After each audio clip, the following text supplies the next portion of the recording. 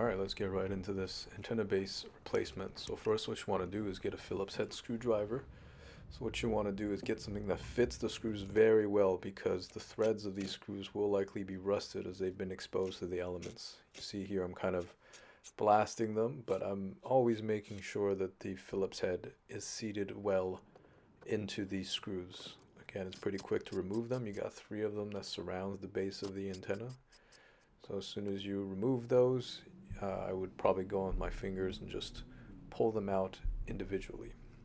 From there, there's a little slot on one side of the base that you can fit a flathead screwdriver into, so that's what I did, and then you just twist it to pry a little. You don't want to go too hard. The sheet metal underneath is not super stiff, but if you just give it a little bit of twisting motion, a little bit of pressure, it should pop right out, as you see here.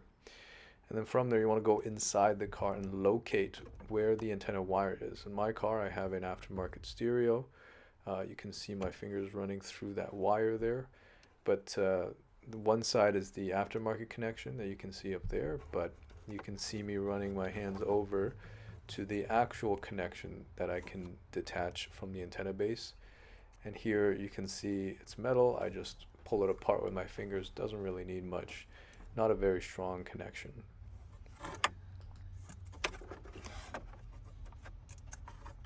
From there, you just want to set aside the part you disconnected, make sure the other side is loose. And now you want to get underneath the glove box and look up. So close to the wall of the vehicle, you'll see a little rubber nipple with a wire hanging out of it. You can see it right there. What I used here was a little pick just so I can stuff the rubbery part through the hole that it came out of. This was the easiest way, and my fingers are a little too big, but as you can see here, I've mostly succeeded. Again, I take the little pick and I just try to push the rubber grommet through the hole. Once I feel that's kind of freed up, I go outside the car and I do some wiggling and I pull, and you can see there that's the grommet. The grommet should come right out. And then from there, gently, but wiggling occasionally, you just want to keep pulling until the entire wire comes out with the end of the connector. From there, if we look inside, you can see the hole to the inside of the cabin where the grommet sits is directly across from the outside hole, so that should make it easier when we reinstall. In fact, when I take the new antenna, I can't actually see inside the hole from here because of the camera position and because of the car position, but I just slowly, gently prod until I can feel it go through the hole. And then as you can see, there we go, directly straight, and I try to feed in as much of it as I can. Here I wiggle it and try to push a little more just so it gets stuck. So then I can go underneath the glove box again.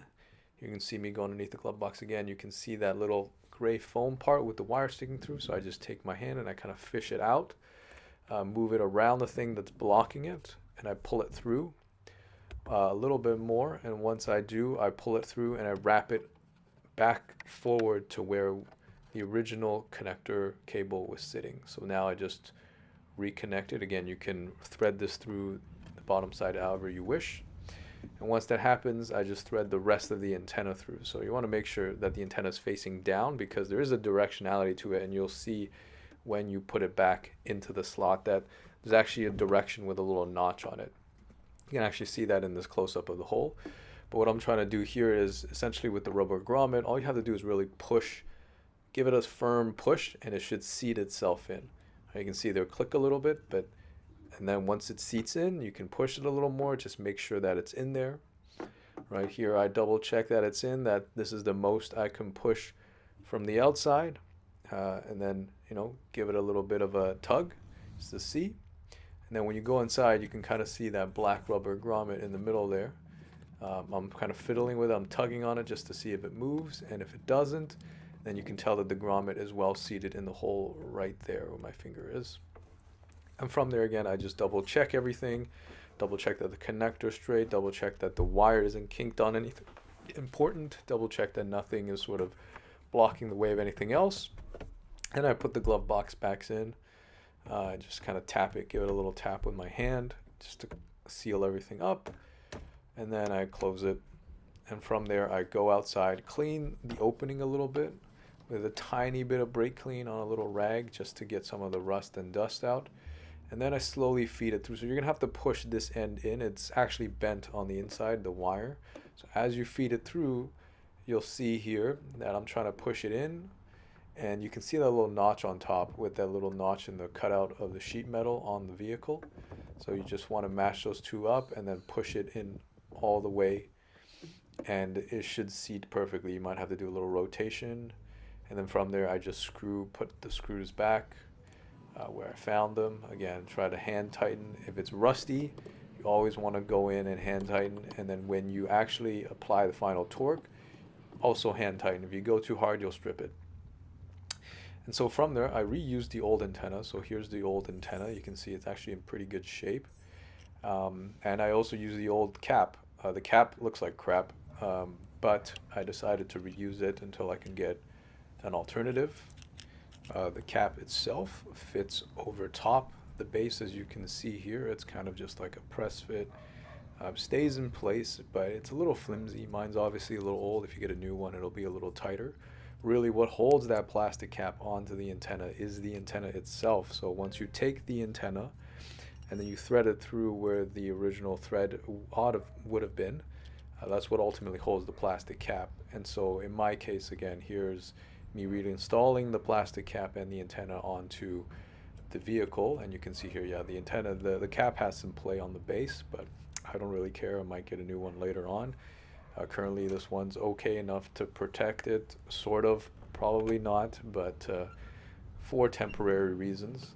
But here you see me threading the antenna back on. Again, just hand thread on, and then from there, what you're going to want to do is take a box wrench and just kind of hand tighten it. Again, I don't recommend over tightening any of this. These things were all exposed to the elements, at least on my Jeep.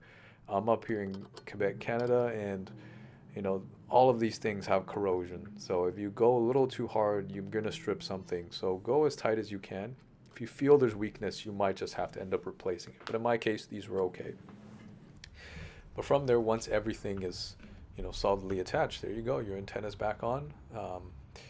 And that's the repair in a nutshell. Very simple, very quick, doesn't take too long.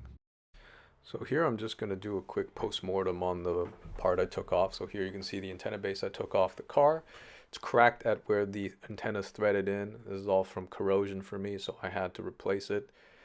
Here's the part I got. I actually got this off of Aliexpress. It looks pretty high quality, and it was relatively cheap. I think it was about $27, $30 Canadian. And as you can see here, they match up relatively well with the OEM. Performance, I feel like, will be okay. Again, this is a very simple antenna wire. I'll leave the part number in the description below. Of course, the OEM part number from Mopar. If you're looking for this part on AliExpress, you could just take the OEM part number, punch it into the search, and you should find many examples of it. I would always go with a seller that seems like they have a pretty good reputation and feedback. That way you can be certain that you'll be getting something of quality and that you'll get it soon. Anyways, best of luck with your repair.